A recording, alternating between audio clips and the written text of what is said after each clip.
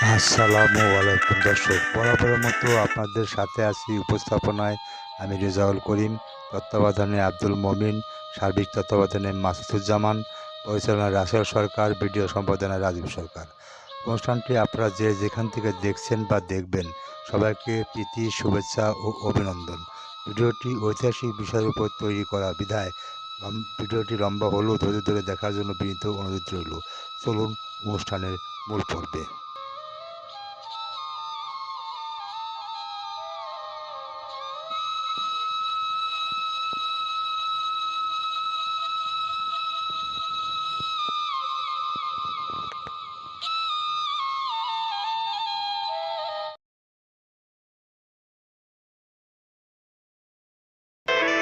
শুভেন্দু অধিকারী হলেন বিজেপি পশ্চিমবঙ্গের নবম মুখ্যমন্ত্রী।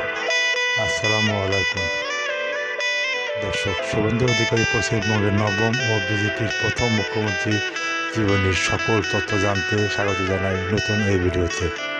ভারতীয় জনতা পার্টি বিজেপি নির্বাচনের প্রতীক হল পদ্মফুল। এই প্রতীকটি সাদা কাদা বা জলের উপর ফুটে থাকা পথকে নির্দেশ করে, যা ভারতীয় সংস্কৃতি ও ঐতিহ্যের প্রতীক হিসাবে দল ব্যবহার করে। প্রিয় দর্শক, শুভেন্দু অধিকারী একজন ভারতীয় রাজনীতিবিদ এবং ভারতীয় জনতা পার্টির পশ্চিমবঙ্গের শাখার নেতা হিসেবেও দায়িত্ব পালন করছেন। শুভেন্দু অধিকারী এর আগে 2016 থেকে 2020 সন পর্যন্ত পশ্চিমবঙ্গ সরকার রাজ্যের মন্ত্রিসভায় কাজ করেছেন। তিনি 2016-2021 সনে নন্দীগ্রাম এবং 2026 সন থেকে ভবানীপুর থেকে বিধানসভার সদস্য নির্বাচিত হয়েছেন। এর আগে শুভেন্দু অধিকারী 2005 সনে কান্তি দক্ষিণ থেকে এবং 2009 ও 2014 সালে তলমুখ থেকে সংসদ সদস্য এমপি নির্বাচিত হন। পশ্চিমবঙ্গের নবম মুখ্যমন্ত্রী শুভেন্দু অধিকারী 9 মে 2026 সনে শপথ নেন এবং পশ্চিমবঙ্গের নবম মুখ্যমন্ত্রী হিসেবে দায়িত্ব পালন করেন। শপথ গ্রহণ অনুষ্ঠানে উপস্থিত ছিলেন প্রধানমন্ত্রী নরেন্দ্র মোদী, অমিত শাহ সহ বিশিষ্ট ব্যক্তিবর্গ। শুভেন্দু অধিকারী ব্যক্তিগত জীবন। শুভেন্দু অধিকারীর পিতা শিশির অধিকারী, মাতা গায়ত্রী অধিকারী, দিবেন্দু অধিকারী ভাই, সৌমেন্দ্র অধিকারী ভাই। জন্ম 15 ডিসেম্বর 1970 সন। বয়স 55 বছর। কারপলি, পূর্ব মেদিনীপুর, পশ্চিমবঙ্গ, ভারতে জন্মগ্রহণ করেন। রাজনৈতিক পার্টি ভারতীয় জনতা পার্টি 2020 সন থেকে। অন্যান্য রাজনৈতিক দল ভারতীয় জাতীয় কংগ্রেস 1995 থেকে 2000, তৃণমূল কংগ্রেস 2000 থেকে 2020। শিক্ষাগত যোগ্যতা রবীন্দ্র ভারতীয় বিশ্ববিদ্যালয়, MA, পেশা রাজনীতিবিদ। শুভেন্দু অধিকারী পূর্বে পশ্চিমবঙ্গ সরকারের পরিবহন মন্ত্রী 2016 থেকে 2020 এবং শেষ ও জনসম্পদ মন্ত্রী 2018 থেকে 2020 হিসেবে দায়িত্ব পালন করেছেন। শুভেন্দু অধিকারী 2009 থেকে 2016 সন পর্যন্ত তমলুক থেকে লোকসভা সদস্য এবং 2020 থেকে 2021 সন পর্যন্ত জুট কর্পোরেশন অফ ইন্ডিয়ার চেয়ারপারসন ছিলেন। শুভেন্দু অধিকারী 1998 থেকে 2000 সন পর্যন্ত তৃণমূল কংগ্রেস এবং 1995 থেকে 1998 সন পর্যন্ত ভারতীয় জাতীয় কংগ্রেসের সদস্য ছিলেন। তিনি সংসদ সদস্য এবং মনমোহন সিং সরকারের গ্রামীণ উন্নয়ন বিষয়ক প্রাক্তন কেন্দ্রীয় প্রতিমন্ত্রী শিশির অধিকারীর পুত্র। শুভেন্দু অধিকারী প্রাথমিক জীবন ও শিক্ষা। শুভেন্দু অধিকারী 1970 সনের 15 ডিসেম্বর পশ্চিমবঙ্গের পূর্ব মেদিনীপুর জেলায় করকুচিতে শিশির অধিকারী এবং গায়ত্রী অধিকারী এক বাঙালি ব্রাহ্মণ পরিবারে জন্মগ্রহণ করেন। শিশির অধিকারী একজন রাজনীতিবিদ এবং দ্বিতীয় মনমোহন সিং সরকারের প্রাক্তন প্রতিমন্ত্রী ছিলেন। তিনি 2019 সালে কাঠি নির্বাচনী এলাকা থেকে লোকসভায় নির্বাচিত হন। শুভেন্দু অধিকারী অবিবাহিত। শুভেন্দু অধিকারী 2011 সনে রবীন্দ্র ভারতীয় বিশ্ববিদ্যালয় থেকে মাস্টার্স অব আর্টস ডিগ্রি লাভ করেন। রাজনৈতিক জীবন। শুভেন্দু অধিকারীর প্রাথমিক রাজনীতি। শুভেন্দু অধিকারী 1995 সনে কাঠি পৌরসভা থেকে ভারতীয় জাতীয় কংগ্রেসের পক্ষ থেকে প্রথম কাউন্সিলর নির্বাচিত হন। 2006 সনে শুভেন্দু অধিকারী কাঠি দক্ষিণ কেন্দ্র থেকে পশ্চিমবঙ্গ বিধানসভা নির্বাচিত হন। একই বছর তিনি কাঠি পৌরসভার চেয়ারম্যানও হন। নন্দীগ্রামের আন্দোলন এবং তৃণমূল কংগ্রেসের উত্থান। 2007 সনে শুভেন্দু অধিকারী নন্দীগ্রামে ভূমি অধিগ্রহণ বিরোধ আন্দোলনের নেতৃত্ব দেন। তিনি ভূমি উচ্ছেদ প্রতিরোধ কমিটির নেতৃত্ব দেন। পশ্চিমবঙ্গের শাসক বামপন্থী সরকার একটি বিশেষ অর্থনৈতিক অঞ্চল স্থাপনের জন্য গ্রামে 10,000 একর জমি অধিগ্রহণের পরিকল্পনা করেছিল। এই আন্দোলনে মমতা ব্যানার্জিকে বাংলা রাজনীতিতে কেন্দ্রবিন্দুতে নিয়ে আসে। রাজ সিআইডি অভিযোগ করে যে শুভেন্দু অধিকারী রাজ্য সরকারের বিরুদ্ধে সশস্ত্র আন্দোলন চালানোর জন্য মাওবাদীদের অস্ত্র সরবরাহ করেছিলেন। নন্দীগ্রামের শুভেন্দু অধিকারীর সাফল্যের পর ব্যানার্জি তাকে জঙ্গলমহল অর্থাৎ পশ্চিম মেদিনীপুর, পুরুলিয়া এবং বাঁকুড়া জেলার দলের পর্যবেক্ষক দায়িত্বপ্রাপ্ত নিযুক্ত করেন। শুভেন্দু অধিকারী এই জেলাগুলিতে দলের ভিত্তি প্রসারিত করতে সফল হন। 2009 সালে তিনি তমলুক নির্বাচনী এলাকা থেকে লোকসভায় নির্বাচিত হন। শুভেন্দু অধিকারী তার নিকটতম প্রতিদ্বন্দ্বী ভারতের কমিউনিস্ট পার্টি মার্ক্সবাদী এর লক্ষণ শেঠকে প্রায় 1,70,000 ভোটের ব্যবধানে পরাজিত করেন। 2016 সালে পশ্চিমবঙ্গ বিধানসভা নির্বাচনে শুভেন্দু অধিকারী নন্দীগ্রাম আসনে বামফ্রন্ট ভারতের জাতীয় কংগ্রেস জোটের আব্দুল কাদির শেখের বিরুদ্ধে প্রতিদ্বন্দ্বিতা করেন। নির্বাচিত হওয়ার পর শুভেন্দু অধিকারী তমলুক আসন থেকে সংসদ পদ থেকে পদত্যাগ করেন। তিনি 27শে মে 2016 তারিখে দ্বিতীয় মমতা ব্যানার্জি মন্ত্রিসভার পরিবহন মন্ত্রী হিসাবে শপথ গ্রহণ করেন। শুভেন্দু অধিকারী ভারতীয় জনতা পার্টিতে প্রবেশ এবং 2021 সালে নির্বাচন। শুভেন্দু অধিকারী 26শে নভেম্বর 2020 সনে পশ্চিমবঙ্গ সরকারের অধীনস্থ একটি সংবিধিবদ্ধ সংস্থা হুগলি নদী সেতু কমিশন এর চেয়ারম্যান পদ থেকে পদত্যাগ করেন। শুভেন্দু অধিকারী 27শে নভেম্বর 2020 সনে পশ্চিমবঙ্গের পরিবহন মন্ত্রী পদ থেকে পদত্যাগ করেন। তিনি 16ই ডিসেম্বর 2020 সনে পশ্চিমবঙ্গের বিধানসভা স্পিকারের কাছে বিধায়ক পদ থেকে পদত্যাগপত্র জমা দিয়েছিলেন, যা স্পিকার প্রাথমিকভাবে প্রযুক্তিগত কারণে গ্রহণ করেননি। যাই হোক, অবশ্যই 21শে ডিসেম্বর 2020 সনে এটি গৃহীত হয়। 17ই ডিসেম্বর 2020 সনে শুভেন্দু অধিকারী সর্বভারতীয় তৃণমূল কংগ্রেসের প্রাথমিক সদস্য পদ থেকে পদত্যাগ করেন। 19শে ডিসেম্বর 2020 সনে তিনি স্বরাষ্ট্রমন্ত্রী অমিত শাহের উপস্থিতিতে ভারতীয় জনতা পার্টিতে যোগদান করেন। জানা গেছে, শুভেন্দু অধিকারী দল ত্যাগের কারণ ছিল মমতা ব্যানার্জির ভাগ্নে অভিষেক ব্যানার্জির সাথে তার শত্রুতা, যাকে মমতার উত্তরাধিকারী হিসেবে তৈরি করা হচ্ছিল। শুভেন্দু অধিকারী 2021 সনে পশ্চিমবঙ্গ বিধানসভা নির্বাচনে নন্দীগ্রাম বিধানসভা আসনে পশ্চিমবঙ্গের তৎকালীন মুখ্যমন্ত্রী মমতা ব্যানার্জিকে 1956 ভোটে পরাজিত করেন। মমতা ব্যানার্জি নন্দীগ্রামে রায়কে চ্যালেঞ্জ করে কলকাতা হাইকোর্টে একটি নির্বাচনী পিটিশন দায়ের করেছেন। 10ই মে কেন্দ্রীয় মন্ত্রী রবিশঙ্কর প্রসাদ পশ্চিমবঙ্গ বিধানসভায় বিজেপি বিধায়ক দলের নেতা হিসাবে শুভেন্দু অধিকারীর নাম ঘোষণা করেন। শুভেন্দু অধিকারী 2026 সালের নির্বাচন। 2026 সনে পশ্চিমবঙ্গের বিধানসভা নির্বাচনে শুভেন্দু অধিকারী একই সাথে নন্দীগ্রাম এবং বিদায়ী মুখ্যমন্ত্রী মমতা ব্যানার্জির আসনে ভবানীপুর উভয় আসনে প্রতিদ্বন্দ্বিতা করেন এবং বিপুল ব্যবধানে উভয় আসনে জয়লাভ করেন।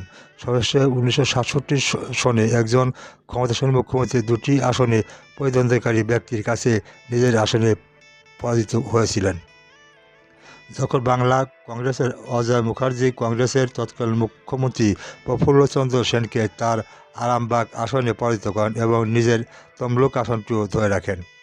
2026 সন নির্বাচনে জয়ের পর শুভেন্দু অধিকারী দাবি করেন যে তার সমর্থক মূলত হিন্দু, বৌদ্ধ, জৈন এবং শিখ ভোটারদের কাছ থেকে এসেছে, মুসলিম ভোটারদের কাছ থেকে নয়। তিনি বলেন, মুসলিম ভোট মূলত বিরোধী দলের দিকে গেছে, যা ধর্মীয় ভোটারদের ধরনকে তুলে ধরে। 2026 সনের 6 মে রাতে বাইকে আসা হামলাকারীরা শুভেন্দুর ব্যক্তিগত সহকারী চন্দ্রনাথ রথকে গুলি করে হত্যা করে।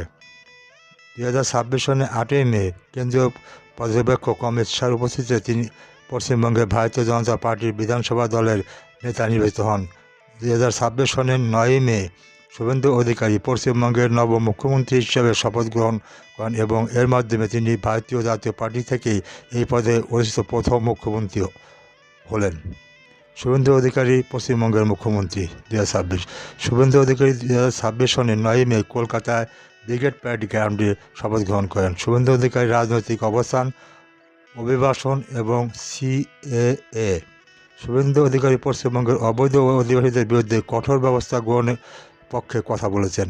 25শে অক্টোবর 2025 তিনি দাবি করেন যে ভারতীয় জনতা পার্টি বিজেপি ভারতীয় মুসলমানদের বিরুদ্ধে নয়, বরং তারা রোহিঙ্গা মুসলিম শরণার্থীদের বিতাড়িত করতে চায়, যাদের তিনি অনুপ্রবেশকারী হিসেবে অভিহিত করেছেন। শুভেন্দু অধিকারী তৃণমূল কংগ্রেস টিএমসি সরকারকে জাল নথি ব্যবহার করে এবং শরণার্থীদের বসতি স্থাপনের সহায়তা করা এবং ভোটার তালিকায় তাদের অন্তর্ভুক্তিতে সুবিধা দেওয়ার জন্য অভিযুক্ত করেছেন।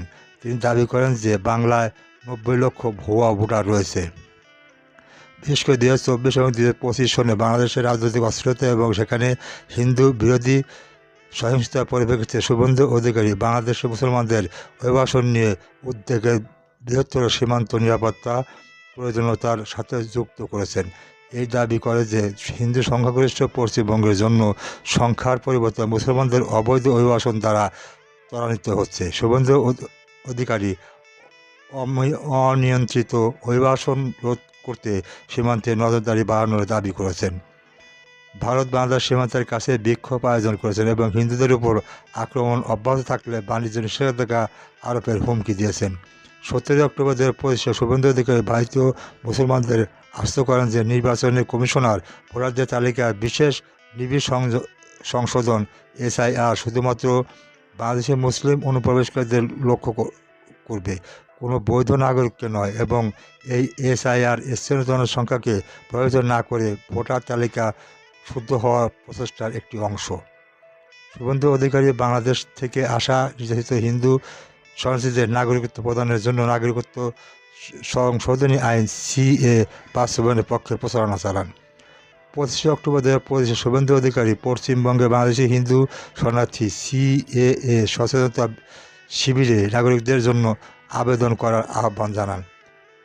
বাংলাদেশে 2024 সনে অস্থিরতার সময় তিনি 1 কোটি পর্যন্ত হিন্দু শরণার্থী পশ্চিমবঙ্গে পালিয়ে আসার বিষয়ে সতর্ক করেন, রাজ্যকে প্রস্তুত থাকার আহ্বান জানান এবং 31 ডিসেম্বর 2014 এর আগে প্রতিবেশী দেশগুলো থেকে প্রবেশকারী অমুসলিম শরণার্থীদের জন্য CAA এর বিধানগুলো উল্লেখ করেন। বাংলাদেশের প্রসঙ্গে শুভেন্দু অধিকারী বাংলাদেশের হিন্দুদের বিরুদ্ধে সহিংসতা এবং ভারত বাংলাদেশ সম্পর্কে বিষয়ে প্রায়শই বিবৃতি দিয়েছেন।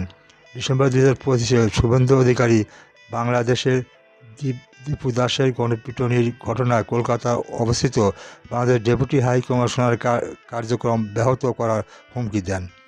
পরে একটি প্রতিবাদ চলাকালে শুভেন্দু অধিকারী বলেছিলেন যে হিন্দুদের উপর সহিংসতা বন্ধ না হলে ইসরায়েল যেমন গাজাকে এবং ভারত যেমন পাকিস্তানকে শিক্ষা দিয়েছে, ভারতের হিন্দুরা বাংলাদেশকে তেমনি শিক্ষা দেবে। এটি তৃণমূল কংগ্রেসের তীব্র সমালোচনার জন্ম দেয়, যারা এই ভাষণকে গণহত্যা এবং জাতিগত নির্মূলের জন্য একটি রক্তপিপাসু আহ্বান বলে অভিহিত করেন। 2024 সনের TMC উপনির্বাচনের আগে সাম্প্রদায়িক মন্তব্য করার জন্য শুভেন্দু অধিকারীর বিরুদ্ধে অভিযোগ করে এবং নির্বাচন কমিশনের অভিযোগ দায়ের করেন। 2025 সনে মুর্শিদাবাদে সংসদের সময় শুভেন্দু অধিকারী হিন্দুদের উপর হামলার অভিযোগ করেন এবং আইন প্রয়োগকারী সংস্থার সমালোচনা করেন। 2025 সনে শুভেন্দু অধিকারী মুসলিম সংখ্যাগরিষ্ঠ এলাকায় ভ্রমণ না করার পরামর্শ দেওয়ার জন্য সমালোচিত হন। TMCর বিরুদ্ধে দুর্নীতির অভিযোগ শুভেন্দু অধিকারীর। চিটফান্ড কেলেঙ্কারি শুভেন্দু অধিকারী পশ্চিমবঙ্গের চিটফান্ড কেলেঙ্কারি নিয়ে ব্যাপকভাবে কথা বলেছেন এবং তৃণমূলের কংগ্রেস নেতৃত্ব ও রাজ্য প্রশাসনে জড়িত থাকার অভিযোগ করেছেন। 2020 সনের জুলাই মাসে শুভেন্দু অধিকারী সারদা গ্রুপ আর্থিক কেলেঙ্কারি মুখ্যমন্ত্রী মমতা ব্যানার্জির কহিত জড়িত থাকার বিষয়ে সেন্ট্রাল ব্যুরো অব ইনভেস্টিগেশন CBI-কে প্রমাণ সরবরাহ করার জন্য প্রকাশ্য প্রস্তাব দেন এবং উচ্চ পদস্থ কর্মকর্তাকে জিজ্ঞাসাবাদের বাদে সংস্থার দ্বিধার অভিযোগ করেন। এর আগে 2023 সনের মার্চ মাসে শুভেন্দু অধিকারী প্রধানমন্ত্রী নরেন্দ্র মোদীকে চিঠি দিয়ে লিখে দশক পুরনো সারদা মামলায় অভিযুক্ত উচ্চপদস্থ ব্যক্তিদের বিরুদ্ধে ব্যবস্থা নিতে CBI ও অনীহা নিয়ে প্রশ্ন তোলেন এবং রাজ্যের স্তরে চাঁদাবাজি চক্রগুলিকে ভেঙে দেওয়ার জন্য সিদ্ধান্তমূলক পদক্ষেপ নেওয়ার আহ্বান জানান। সেই মাসে CBI পরিচালককে লেখা একটি পৃথক চিঠিতে শুভেন্দু অধিকারী একাধিক চিটফান্ড কার্যক্রমের তদন্তের বিলম্বের বিষয়টি তুলে ধরেন এবং অভিযোগ করেন যে TMCর রাজনীতিবিদ কুণাল ঘোষ হেফাজতে থেকেও তদন্তকে প্রভাবিত করেছিলেন। 2014 সালে সারদা গ্রুপের আর্থিক কেলেঙ্কারির ঘটনায় আধিকারিক নিজেই CBI এবং জিজ্ঞাসাবাদের সম্মুখীন হন, যেখানে অভিযোগ ছিল যে বিনিয়োগকারীদের কাছ থেকে প্রায় 25,000 কোটি টাকা প্রতারণা করা হয়েছে। যদিও সারদার সমর্থিত মিডিয়া এবং বিভিন্ন অনুষ্ঠানের সাথে জড়িত থাকার অভিযোগ তার বিরুদ্ধে তদন্ত করা হয়েছিল, কিন্তু কোনো অভিযোগপত্রে তার নাম উল্লেখ করা হয়নি। 2020 সনে সারদা প্রধান সুদীপ্ত সেন আধিকারিকের বিরুদ্ধে চাঁদাবাজি এবং এই প্রকল্পে প্রচারের অভিযোগ আনেন, যা আধিকারিক রাজনৈতিক উদ্দেশ্যপ্রণোদিত বলে অস্বীকার করেন। অক্টোবর 2025 সন পর্যন্ত তার বিরুদ্ধে আনা কোনো অভিযোগই তিনি দোষী সাব্যস্ত হননি। সন্দেশখালী অভিযান। সিবিআই এর এপ্রিল 2024 সন্দেশখালী অভিযানের পর আধিকারিক দাবি করেন যে উদ্ধারকৃত অস্ত্রশস্ত্র এনভায়রনমেন্ট ডিরেক্টরেটের কর্মীদের উপর হামলার সাথে টিএমসিকে যুক্ত করেছে। তিনি মমতা ব্যানার্জিকে গ্রেপ্তার এবং টিএমসিকে একটি সন্ত্রাসী সংগঠন হিসেবে ঘোষণা করার দাবি করেছিলেন। নারদা স্টিং অপারেশন মামলা। শুভেন্দু অধিকারী নারদ স্টিং অপারেশন মামলার সাথে যুক্ত ছিলেন, যেখানে 2014 সালে একটি স্টিং অপারেশন বেশ কয়েকজন টিএমসি নেতার নগদ ঘুষ নিতে দেখা যায় বলে অভিযোগ ওঠে। শুভেন্দু অধিকারী এই অভিযোগ অস্বীকার করেন এবং সিবিআই ও ইডি মামলাটি তদন্ত শুরু করে, যা 2021 সনে তার বিজেপিতে যোগদানের পর নতুন করে মনোযোগ আকর্ষণ করে। 2021 সনের নির্বাচনের পরবর্তী সংহিতা। 2রা মে 2021 পশ্চিমবঙ্গ বিধানসভা নির্বাচনের ফলাফল ঘোষণার পর শুভেন্দু অধিকারী নির্বাচনের পরবর্তী সংহিতার নথি সংকলন করেন, যার মধ্যে ভিডিও এবং হলফনামা অন্তর্ভুক্ত ছিল, যেখানে 3রা মে থেকে শুরু হওয়া বিজেপি কর্মীদের উপর আক্রমণের বিস্তারিত বিবরণ দেওয়া হয়। 2021 সনের মে মাসে শুভেন্দু অধিকারী কলকাতা হাইকোর্টে একটি রিট পিটিশন দায়ের করেন, যেখানে বিভিন্ন জেলা জুড়ে লক্ষ্যবস্তু করে হামলা, সম্পত্তি ধ্বংস এবং স্থানচ্যুতির প্রমাণ সংযুক্ত করা হয়, যার ফলে বিচার বিভাগ পর্যবেক্ষণ এবং এফআইআর দায়ের করার আদেশ দেওয়া হয়। এই প্রচেষ্টার ফল স্বরূপ 2021 সনের জুলাই মাসে বিরোধী সমর্থকদের বিরুদ্ধে প্রতিশোধমূলক সহিংসতার কথা সরকার অস্বীকার করলেও হাইকোর্ট একটি বাধ্যবাধকতামূলক নির্দেশ জারি করে রাজ্যের সমস্ত রিপোর্ট করা ঘটনার জন্য মামলা দায়ের করতে এবং জাতীয় মানবাধিকার কমিশনের তদন্তে সহায়তা করতে বাধ্য করে। পশ্চিমবঙ্গের নবনির্বাচিত নবম ও বিজেপি প্রথম নতুন মুখ্যমন্ত্রী শুভেন্দু অধিকারী সুস্থ থেকে ভারতের তথা পশ্চিমবঙ্গের মানুষের উন্নতি ও কল্যাণে কাজ করে যেতে পারেন, সেই প্রত্যাশাই করি সৃষ্টিকর্তার নিকট। সম্মানিত সুধীয় দর্শক, এই ছিল শুভেন্দু অধিকারীর পশ্চিমবঙ্গের নবম মুখ্যমন্ত্রীর জীবনী আজকের বিষয়বস্তু। এই ধরনের বিষয় সম্বন্ধে জানতে শুনতে RSTV ইউটিউব চ্যানেলটি সাবস্ক্রাইব করে রাখুন। সবার আগে সকল অনুষ্ঠান দেখুন। আশা করি ঐতিহাসিক বিষয়গুলি জানতে পারবেন ইনশাল্লাহ।